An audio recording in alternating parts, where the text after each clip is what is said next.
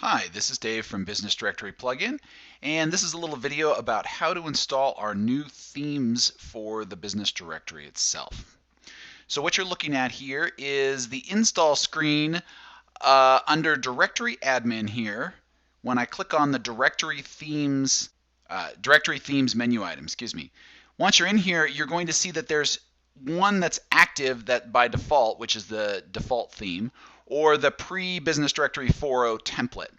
So if you're on the old directory and you don't want to use themes at all, you want to activate the pre-BD 4.0 template, and that will keep all of your custom changes if you're using a customized template. If you're not starting from something that is legacy and you're starting from something new, you can use the default theme or you can upload a new theme.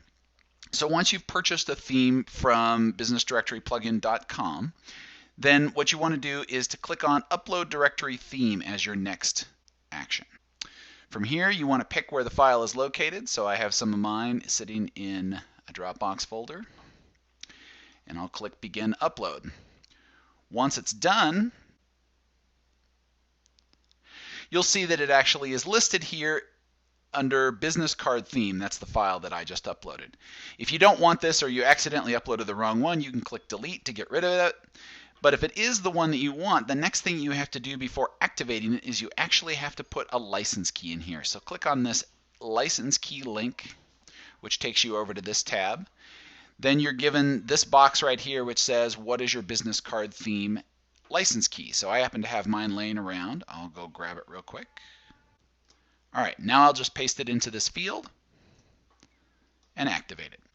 Once it's done, now I'm able to go back over here to Available Themes, and the Activate button is now ready for me to click.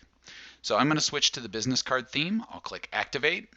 After a second here, it now says that Business Card Theme is my active theme. If you have any problems or questions on activating the theme, please feel free to post a question in the support forum or drop us a line on the contact form. Thanks.